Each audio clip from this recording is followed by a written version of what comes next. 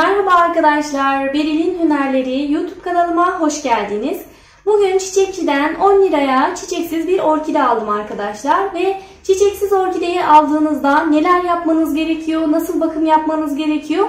Bununla ilgili kısa bir video hazırlamak istedim sizlere. Öncelikle şunu belirtmek istiyorum. Ben genellikle aldığım orkideleri çiçeksiz olarak alıyorum. Daha sonra zaten kendiliğinden çiçek açmaya başlıyorlar. Neden böyle yapıyorum peki? Bunu da açıklamak istiyorum. Bakın bu orkideyi şöyle öncelikle bir görmenizi istiyorum. Bakın 1, 2, 3, 4 tane dalı var. Böyle bir orkide, 4 dallı bir orkide en az 150 liradır. Bense bunu 10 liraya aldım. Ayrıca şunu da söylemek istiyorum. Aldığınız orkide kaç dallı olursa olsun, üzerinde ne kadar çiçek olursa olsun, orkideler hassas bitkiler olduğu için ortam değişikliğinde çiçeklerini kısa süre içerisinde dökecektir arkadaşlar. Yani almış olduğunuz orkidenin görüntüsü çok güzeldir ama eve getirirsiniz. Bir ay bile sürmez. Bazen 2 hafta içerisinde çiçekleri tamamen tomurcukları solar, çiçekleri dökülmeye başlar.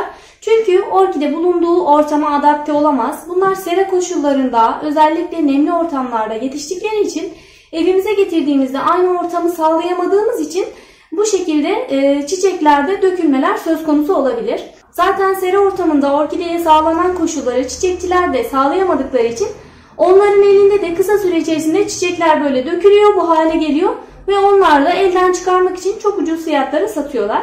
Siz de bu fırsatı değerlendirebilirsiniz. Böyle çiçeksiz olan orkideleri almanızda fayda var arkadaşlar. Ben her zaman bunu yapıyorum. Tabi bazı özel günlerde sevdiklerinizden orkide alıyorsanız onlar çiçekli oluyorlar. Onların da bakım koşullarına dikkat etmeniz gerekiyor. Aksi halde dediğim gibi genellikle yeni alınan orkidelerin neredeyse %90'ı çiçeklerini eve geldiğinde dökmeye başlıyor arkadaşlar. Alacağınız orkide ister çiçekli olsun ister çiçeksiz olsun, öncelikle dikkat etmeniz gereken kesinlikle kökleri arkadaşlar. Kökler sağlıklı olduğu sürece orkide her halükarda iyi gelişim gösterir. Ama kökler baktınız iyi görünmüyor, içleri boşalmış, sağlıksız görünüyor. O orkideyi kesinlikle tercih etmeyin. Çünkü zaten kökleri kurumaya başladıysa orkide yavaş yavaş kendini bırakır. İyi bir koşul sağlanamazsa, iyi bir bakım yapılamazsa tamamen kuruyacaktır arkadaşlar. Bakın bu almış olduğum orkidenin kökleri gayet sağlıklı. Ama çiçekçide çok iyi bakım görememiş. Gördüğünüz gibi köklerin tamamı beyazlamış. Bu ne kadar çok suya ihtiyaç olduğunu gösterir. Şu köklerdeki kurumaların da en çok sebebi bu susuzluktan olmuş. Ama gördüğünüz gibi çok fazla kökü var ve oldukça iyi görünüyor. Şimdi bu aşamada neler yapmamız gerekiyor ondan da bahsetmek istiyorum. Öncelikle bu orkidenin köklerini saksısından çıkarıp köklerini temizleyeceğim arkadaşlar. Saksısını boşaltıyorum. Böyle altına bir şey serebilirsiniz. Şu dallardan rahat çıkarabilmek için şunları çıkarıyorum. Bakın gördüğünüz gibi 4 dalı olan bir orkide bu. Normalde bunu satın almaya kalksam en az 100-150 liradan aşağıya olmayacaktır. Bazı çiçeksiz orkidelerin dalını budayarak satıyorlar. Bunun dalını budamamışlardı. Ben zaten budanmış olmasını istemiyordum. Dalını ilerleyen zamanlarda gerektiğinde kendim budayacağım. Dalı budama konusunda da çok acele edilmesini ben zaten tavsiye etmiyorum arkadaşlar. Bakın mesela bu orkidenin içerisinde sünger çıkmadı arkadaşlar. Her orkidede sünger olmayabiliyor. Artık üreticiler de bazen sünger koymadan satabiliyorlar. Bakın şöyle orkidenin içi oldukça temiz ve kökler çok sağlıklı. Önce bir yıkamanız gerekiyor. Yıkadıktan sonra kökler sağlıklı mı, sağlıksız mı bunu daha iyi gözlemleyebilirsiniz. İyice bir yıkayalım. Yıkadıktan sonra bir köklerine bakalım arkadaşlar. Yıkama işlemini hallettim arkadaşlar. Gördüğünüz gibi bakın yıkadıktan sonra kökler belirginleşti. Yeşil yeşil olmaya başladı. Siz de yıkamadan temizlemeye başlamayın. Önce yıkayın. Zaten kökler o zaman daha net görünüyor. O zaman daha iyi temizleme yapabilirsiniz. Şimdi şu kurumuş olanları sadece temizleyeceğim. Bakın şu sarı olanları koparmanıza gerek yok kesinlikle.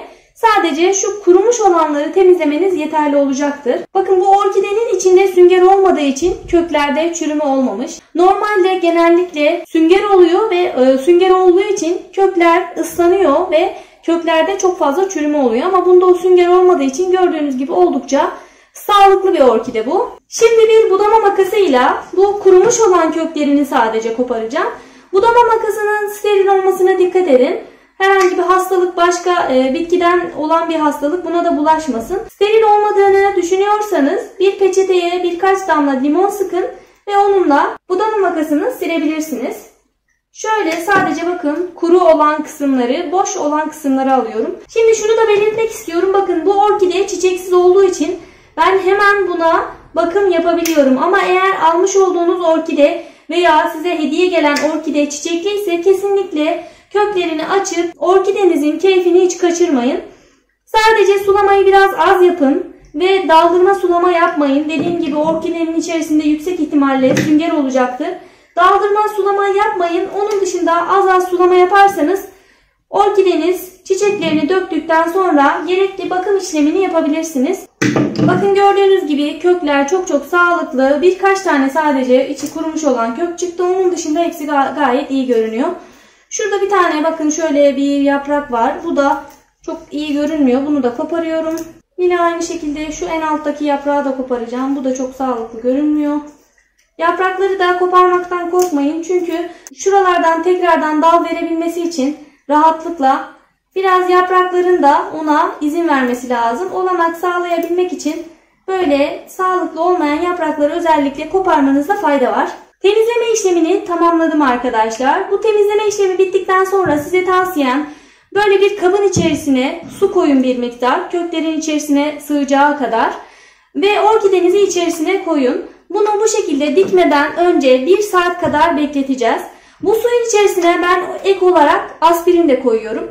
Hatta normalde sarımsak ve aspirin suyu kullanıyorum. Ama şu an sarımsak fiyatı gerçekten el yakıyor arkadaşlar. Kilosu 90 lira olmuş. O yüzden kesinlikle sarımsak kullanmanıza gerek yok. Aspirin de yeterli işlev görür.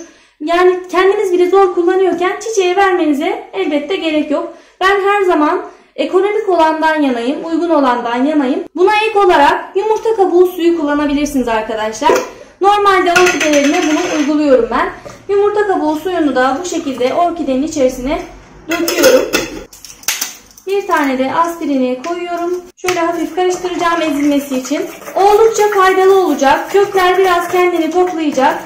Daha sonra saksıya alma işlemine geçeceğiz. Gördüğünüz gibi oldukça sağlıklı. Eğer almış olacağınız orkidenin bu kadar kökü olmasa dahi bu işlemleri doğru uygularsanız kesinlikle en kısa süre içerisinde köklenecektir. Bu suyun içerisinde 1 saat beklettikten sonra toprağa alma işlemine geçeceğim. 1 saat bunun içerisinde bekletiyorum arkadaşlar.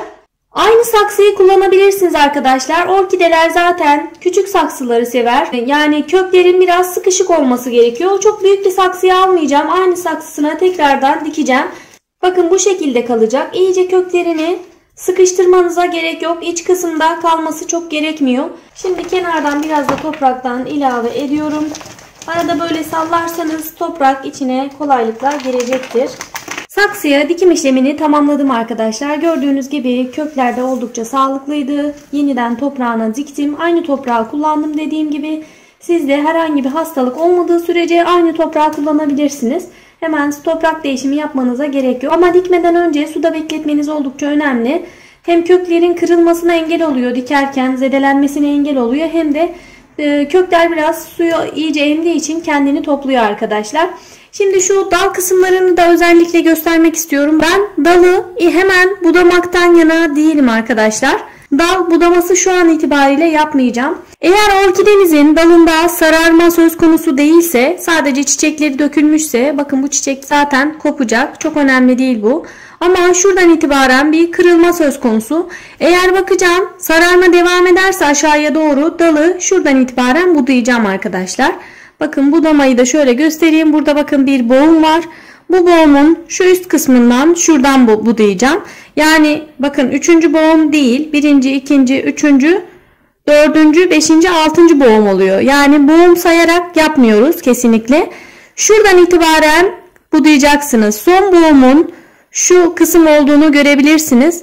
Burası son boğum olduğu için bunun üstünden buduyorum. Boğum sayarak değil de son dolu olan boğumdan biraz yukarıda budamanız gerekiyor. Çok da yakın olmasın, en az 2 parmak mesafe olsun. Çünkü Bu kuruma devam ederse bu boğumda da biraz kuruma olabilir. O yüzden şöyle şuradan falan 2-3 parmak yukarıdan olması gerekiyor budama işlemi.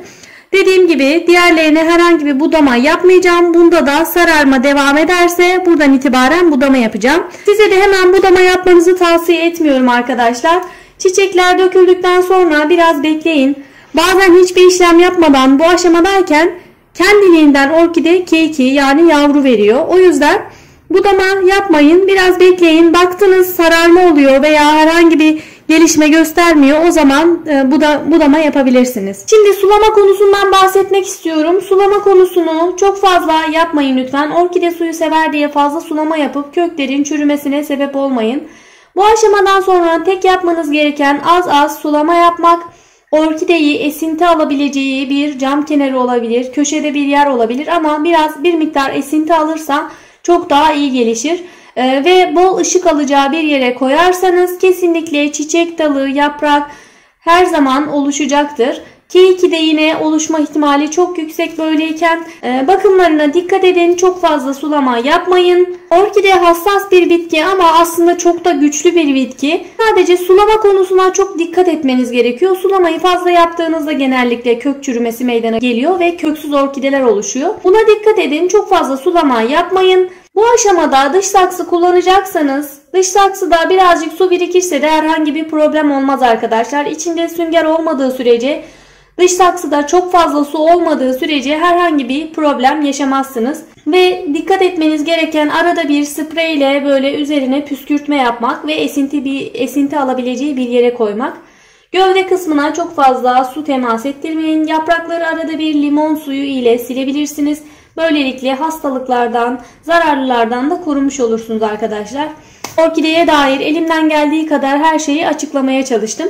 Bugünlük de anlatacaklarım bu kadardı arkadaşlar. Videonun faydalı olduğunu düşünüyorsanız beğenmeyi ve yorum yapmayı unutmayın lütfen. Ayrıca yeni videolardan haberdar olabilmek için kanalıma ücretsiz olarak abone olabilirsiniz. Soru ve görüşlerinizi de bana yorumlarda iletebilirsiniz. Elimden geldiği kadar herkese yardımcı olmaya çalışıyorum. Beril'in Hünerleri Instagram hesabımdan da bana ulaşıp sorularınızı iletebilirsiniz arkadaşlar. Bugünkü videonun da sonuna geldik. Çiçek ve bitki bakımına dair başka bir videoda görüşene dek sağlıcakla kalın.